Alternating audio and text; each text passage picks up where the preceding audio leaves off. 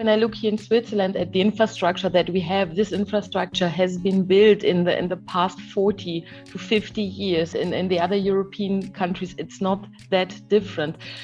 On the other side, we decided to phase out infrastructure, coal, fossils more and more, but the real push to develop at large scale and at high speed renewables haven't really gone through. Better in Germany, in Switzerland, we did not really do the homework, and we were very much depending on outside supply. And this is what we see now when it comes to the fossils coming from Russia. There's single sourcing, which always has a risk. And I think now it's really the last call for action to diversify and to put a lot of speed into that process. Hello and welcome to Energy Unplugged by Aurora. This podcast features various experts from Aurora having in-depth conversations with key industry leaders, policymakers and academics from all over the world. It explores the hottest topics across the energy market and gives a unique perspective on major energy issues. Welcome to Energy Unplugged. My name is Hans Koenig. I lead Aurora's consulting team in Central Europe. And my guest on the show today is Antje Kanngiesser, the CEO of Alpiq. Welcome, Antje. Thank you, Hans, for having me. It's a real pleasure to have you on the show. A couple of words of introduction on Antje, not that she would need any. Alpiq is a major European utility based in Switzerland, and she's been in that job since March 2021. Before that, she was an executive board member at BKW, which is another Swiss utility. And before that, she already spent 6 years at Alpiq, spanning strategy, legal, and regulatory affairs.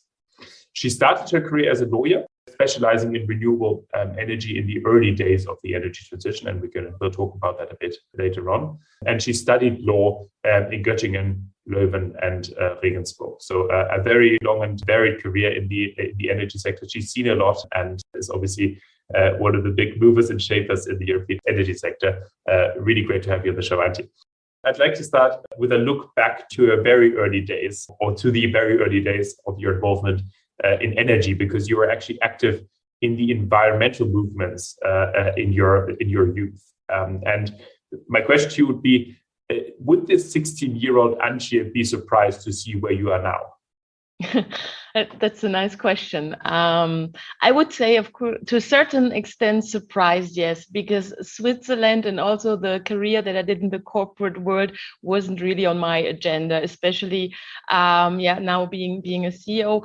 But on the other side, I think when I was 16, I was very much concerned about the environmental disasters around me at that time. You remember it was just after the dead fish in the Rhine, acid rain, Chernobyl, the seals dying in Mars. So I have seen that when I was young. And so I really wanted to contribute to change the status quo. And this was also the reason why I chose studying law. And from that perspective, I've always wanted to drive and take ownership and responsibility. And it was not a plan to have the career I had, but I was thinking already at 16, quite convinced that I would not have just an administrative job, but rather keep doing and pushing things forward.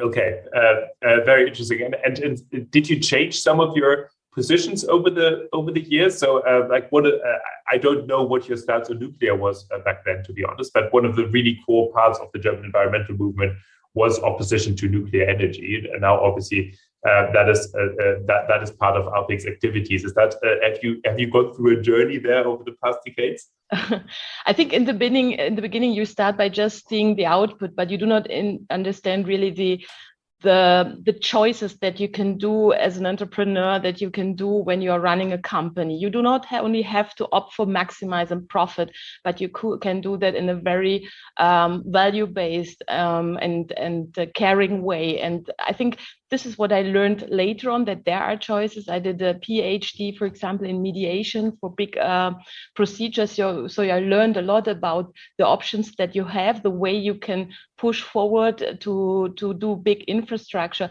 And there are always choices. And maybe when I was 13, 14, you were more radical. But in your career path, you have a lot of experience that you can learn from. And now I would say there are choices and we need to take the right ones. Yeah, very true, very true. You already mentioned your background in law and your PhD in mediation. How did you go from that to becoming an energy executive, moving away from the pure legal side? Actually, I took law, and I always did this with the public law perspective in order to understand what do you need to put in place to build infrastructure, but also to consider the environment to maximum size. And so the law was one of the methodologies to better understand and deal with this complexity in the conflict of ecology, economy, politics, and society. And then moving out of law was rather to deal with a career stuff, because for private reasons, I went to Switzerland in 2007 and you could not use the legal bar exam and take up the lawyer job here in Switzerland. So I went into a company which was a precursor of Alpiq. It started as a legal counsel, doing a lot of trading contracts with the trading team together, and so it was a part of a choice, but also by curiosity, and learning more, adding more to my backpack. Very interesting. So almost by coincidence rather than by plan. Yeah, you can say it that way. But would you say it helps to have a legal background when you're running a major energy company? I think it wouldn't hurt, but I do not consider it as a prerequisite. I think the big necessity is to understand quite something from our energy environment. I really learned, and I got always that like a feedback that our industry is very complex, and you have to learn a lot in order to understand how the markets, the politics, the people all come together, and how this fits into it. So it helps to understand that, but you need to add, of course, other hard skills like finance, but also a lot of soft skills, leadership, negotiation to your backend. And for me, I did trainings in finance, I did INSEAD, and I did an executive MBA. And I think all this helped to be well prepared, but you learn every day on the spot, of course, as well. No, absolutely. I'd like to move to, as the next topic of our conversation, to the role of Switzerland and the role it plays in the European energy transition, because obviously we have a number of Swiss listeners, but we have a large non-Swiss and even non-European audience. So can you tell us a bit about how Switzerland is embedded into the European electricity market? Yeah, I think it's quite interesting to know that Switzerland has been at the heart to build the European transmission grid. So it came really from Switzerland, which has a lot of flexible assets. And this flexible energy was sent to Germany and France at that time. And on the other side, we could import the base load, so the nuclear and at that time also the coal energy into Switzerland. And this is the reason why we have, technically speaking, 41 grid connections out and in Switzerland from Europe on the high voltage level. However, when we now quit the technical space and go to the political space, you need to understand that Switzerland does not be part of the European energy market. So we did not have a huge legal framework anymore. We had to push for that in the past, but negotiated, weren't successful. So we are losing more and more this integral part position that we had in the past. And this is, of course, a risk. And we, as a company, we think we should rather elaborate it to become a fully integrated member of the European energy framework. One way of interpreting what you said is that, in a way, that the technical capabilities of Switzerland are in a way that it could make a really important contribution for the European energy transition through all the flexible hydropower generation. Especially, it has basically acting as a large battery in the center of Europe and in the center of the European electricity market. But the regulation is an obstacle to that, and is preventing the full potential of that being used. Would that be fair? Yes, yes, this is right. And you need to understand that the energy treaty, which we would like to see, is just one part of a bigger picture of a contractual framework that Switzerland is discussing with the EU. So you can take that if we would just have an energy treaty, maybe it would be somehow a cherry picking from the EU perspective, and therefore they are not really interested. They want Switzerland to adhere to a much broader framework than only on the electricity side. And this is the reason behind, although I hope that a bilateral agreement is in both interests, especially in the current situation where the market is quite disrupted. We see that there is a physical need everywhere, and I hope that helps. The electrons are maybe going in a different direction than politics are. Okay, so is that what's holding it up, basically, that actually within electricity and maybe energy more broadly, actually there would be interest to collaborate, but the EU is saying no, we want a broader framework agreement, and the Swiss side is skeptical of that. Exactly. That's right, like you put it. That brings us to where do we move from there? And are there any concrete next steps to have, perhaps, as you say, build on that joint interest of collaborating in energy, or is it really at a stalemate and there's no constructive steps being taken to move forward? I think that there are ongoing talks, this is for sure, and I think there are new elements which we see now with the crisis situation in the energy sector in general, and there are also bilateral talks in between the TSOs going on, and I know that the Swiss government, they are still in contact and they reached out, and discussions will continue. But for the time being, there is no certainty. What are the very real implications for this on the ground for you as a utility? Is it something that you cannot fully rely on the interconnectors because the EU side could cut you off in a situation of need on their end? Or how does this lack of framework agreement really affect you? Yes, so we are not at the table of NSOA and Acer, and we have less access to information. And from the interconnecting part, we are not part of the market coupling.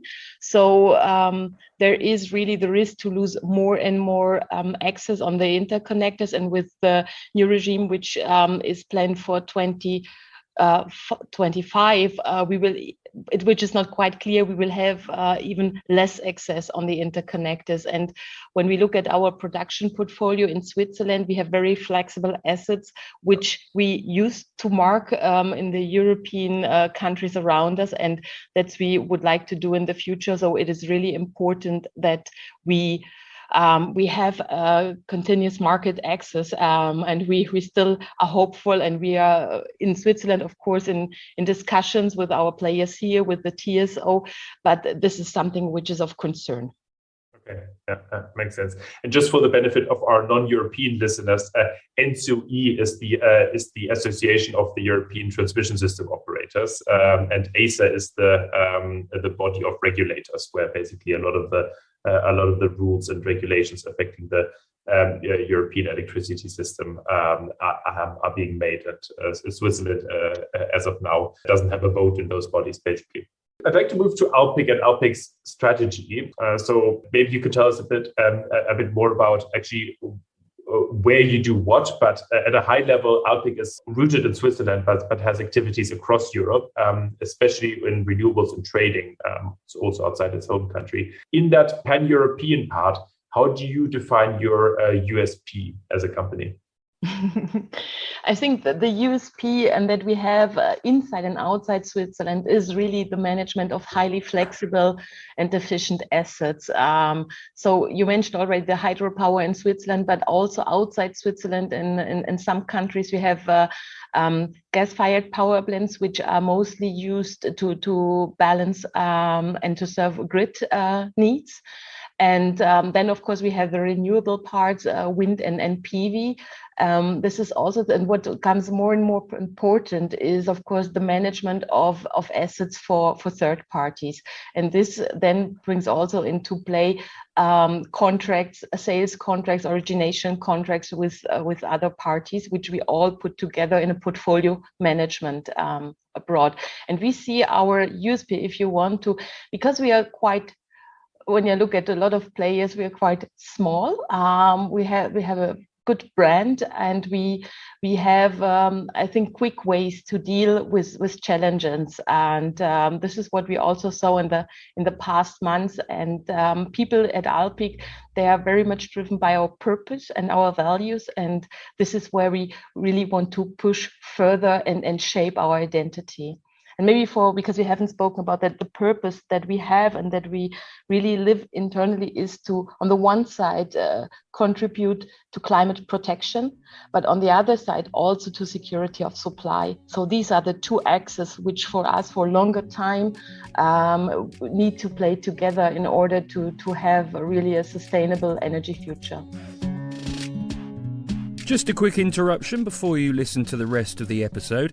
If you enjoy our conversations with key energy leaders and decision makers from around the world, and you'd like to meet them in person, then join the Aurora Spring Forum 2022 on Thursday the 14th of July in Oxford, UK. The topic is delivering the energy transition in a fractured world, navigating price volatility, geopolitical risk and supply chain disruption. The speaker lineup includes the Right Honourable Kwasi Kwarteng, the UK Secretary of State for Business, Energy and Industrial Strategy, Ben van Beurden, the Chief Executive Officer of Shell, Nora Mead Brownell, former Commissioner of FERC and former Chair of PG&E, Miguel Stilwell d'Andrade, CEO EDP and EDP Renewables, and many more. Spaces are limited and they're filling up quickly, so book your ticket now. For more details, check auroraer.com/events/spring-forum. Back now to Aurora's Hans Koenig talking to Antje Kanngiesser. In your international activities, how centralized or how decentralized are you? For instance, is all the trading done from Switzerland, or do you have decentral trading teams in the various European markets where you're active? So we have a big trading team in Switzerland because big assets are here in Switzerland, but we also have a trading team in Prague, which has its focus on the Eastern markets especially. And then there's various country teams doing origination and development. Exactly. And so if you want me to talk about the presence, so we are in Spain, we are in France, we are in Italy, in Germany, in the Scandinavian markets, and then we're going to Hungary, where we also have a gas asset, and then we have the trading part, which is then serving more or less sales and origination business in the Eastern countries. Okay, thanks. One of the many things that are interesting about Alpiq is that you have a major shareholder in the infrastructure investor, Energy Infrastructure Partners. They took over a third of your shares a couple of years ago. Can you tell us a bit about what the rationale behind that investment was and how you collaborate on a day-to-day basis? Yes, you're right. The Energy Infrastructure Partners, with one of their investment vehicles, they invested for 1/3 in our company, and in this investment vehicle, they have more than 200 pension funds invested. And this is where the rationale comes from. These pension funds, they look for having long-term returns, and they care about the portfolio in terms of CO2 emissions and compliance and strong values. And this is where EAP was actively looking for the portfolio of Alpiq in Switzerland especially, but also now when it comes to outside Switzerland, where we apply the same values. This is where the interest is long-term infrastructure on a strong value proposition and long-term investment. And for this, of course, we are collaborating very closely to develop trust as a major basis, and it can also go to an extent where we're going to invest together in new assets. it's not just basically a dormant equity investment in you as a holding company, but you also go to the market and are active in transactions together and might co-invest in either new assets or brownfield assets. Yes, both. Oh, very interesting. And before EIP, Energy Infrastructure Partners, became an investor, you're actually listed on the stock exchange. And the investment of EIP, I understand, happened while you weren't at Alpiq, but at BKW. But you knew the old Alpiq that was listed from before. So can you talk to us about what changed since the delisting and like whether that has been a net positive, or you probably wouldn't say that it's a net negative, but what changed for Alpiq since the delisting? I think Alpiq, first we need to know that only less than 10% of the shares have been listed. So it has been listed, but it wasn't really a strong free float, which has a strong impact on how you deal with it. And when the company got delisted, Alpiq also, that we have to keep in mind, was only 1/10 of the former size of the company. There has been a lot of divestment of the service business, which is very personal intensive. And to now do the big transformation, it makes a lot of sense to have a delisted company and to set it up for the future. But we are still partly listed because we have bonds out there, so there is still the transparency. But the formalities that you have not when you're not listed anymore, this is something which helps you when you go through a transformation of a company.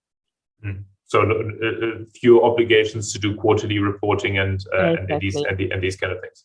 Exactly.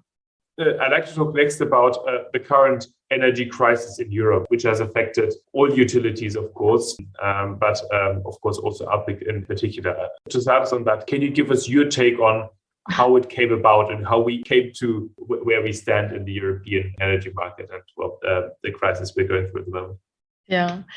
Yeah, I think especially when I look here in Switzerland at the infrastructure that we have, this infrastructure has been built in the past 40 to 50 years. And in the other European countries, it's not that different. On the other side, we decided to phase out infrastructure, coal, fossils more and more, but the real push to develop at large scale and at high speed renewables haven't really gone through. Better in Germany, in Switzerland, we did not really do the homework, and we were very much depending on outside supply. And this is what we see now when it comes to the fossils coming from Russia. There's single sourcing, which always has a risk. And I think now it's really the last call for action to diversify and to put a lot of speed into that process. Absolutely. I mean, we would be in a very different position. If we had ramped up renewables faster in the past years, but also, of course, with the given gas consumption we have, if we had diversified more and built more LNG terminals and so forth. What does that mean for Switzerland, actually? Because last year we did a project actually where we looked into some of the very deep decarbonization or net zero studies for Switzerland. They generally seem to come, at least if I interpret them correctly, to the conclusion that it's doable, but it will be pretty hard for Switzerland to build enough renewables to supply itself. Is it feasible in your view for Switzerland to become independent of fossil or in the longer term renewable like hydrogen and so forth and energy imports? I think technically maybe it is feasible. It depends also how innovation will develop in the coming years, but does it make really sense that every country on its own becomes completely independent? Means we invest in redundancies, which we need at a larger scale as well when we really talk about independencies? Or isn't it just the biggest push to create the European energy market in a way that we have obligations towards each other, that we have an economic viable solution? Because it will cost us in Switzerland, in Europe, a lot of money anyway, what we need to be doing. But then to strive directly from being in a lack of supply today to being independent, I think maybe we would just overdo it on the economic side of the whole thing. But when we talk about technology, I think the biggest means that we have is the power of the sun, is photovoltaic, and is then the storage of photovoltaic. And this is in Switzerland, and this counts also for the rest of Europe. And all the others will always have a dependency on outside importation. And on the wind side, we know that there are much more restrictions than for the PV part.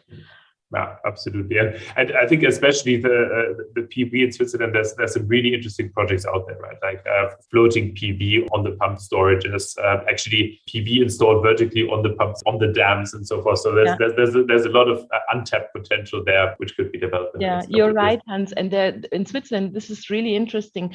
When you use the sun and you use it at the height of the Alps, so we talk about really the PV huge free on the ground PV. I don't know the English term. I'm sorry about that.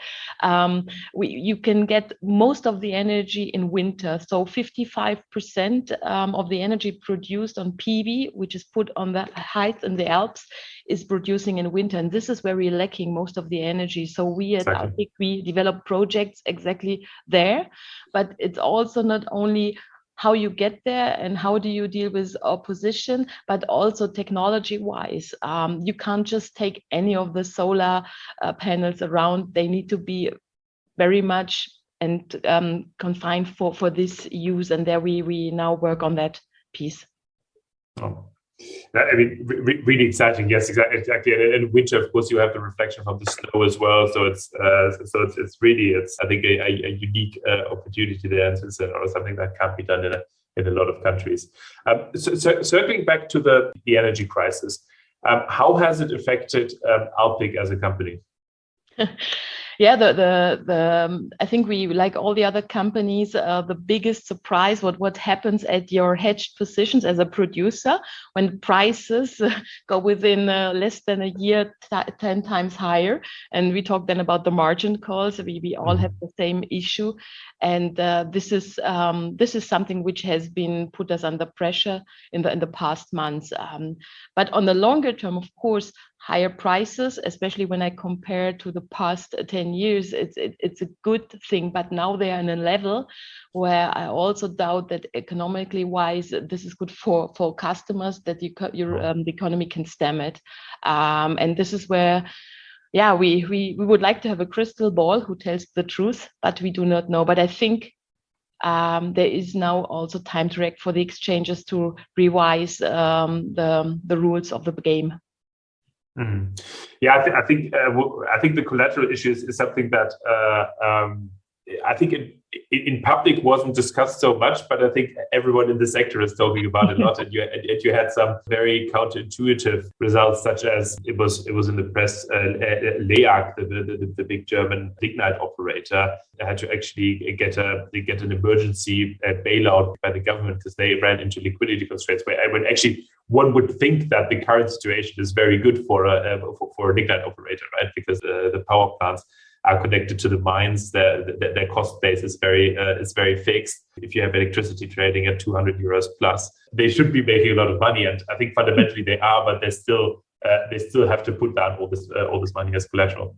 Yes, and when you look to a producer, you would hedge a big part of your positions to secure prices and volumes a couple of years before. So the energy has been sold in the past for lower prices, and the difference that you need to put for the margin calls at this market price level are just very high. So this is where the pressure comes from, and the earnings, they come later. So it's really this time lag which causes a big problem to the whole branch. And I think when I look in the crystal ball, what can change in the years to come? Do we really come back to another level, or does this insecurity drives these market moves further? And therefore, we should not only look to the government, we really should look to the exchanges, to the clearing banks. Everybody needs to work on to make it a sustainable market. This was the origin when we quit the monopoly structure in the thousands, and we need to work on that one. Yeah. Mm-hmm. Yeah. in a couple of European countries, everywhere you're seeing quite a bit of nervousness from on the part of the legislators and regulators in how to deal with the high price environments. And in various parts of Europe, you're seeing interventions into the market design. So Spain is in the process of capping wholesale power prices. A couple of European countries are moving into to recoup what they consider excess windfall profits to renewables. Two questions in that regard. What's your take on these interventions? And B, is there any discussion of that in Switzerland, or is the regulatory environment quite stable there? I think on the first part of your question, I wonder just how it will work in practice. So what we understand is that we all need to do more investments in order to become sustainable and also to have enough supply of energy. So there need to be investment. And if I would cap this, I would need to put another regulation in place to incentivize investments again. And at the end, somebody will pay the bill. So it's one pocket and the other pocket. I have not really understood how they will make this work. And when I look then on the global market, and if we want to attract LNG, then we need to pay a price for it. And in the end, somebody will pay that price. You can have it via the tariffs for energy. You can have it via taxes, but there will be a price and there will be a payment. Otherwise, I don't see how this will work. And for the Swiss part, Switzerland is only partly liberalized. So you have a part, the big consumers, which are operating in a free market, they can choose their supplier, but I think the households and the smaller consumers, they are still in a monopoly. And for the time being, I do not see that this will change. And the regulation in general in Switzerland is a long way to go. This is not something which is quite quickly put in place. It's a very liberal country.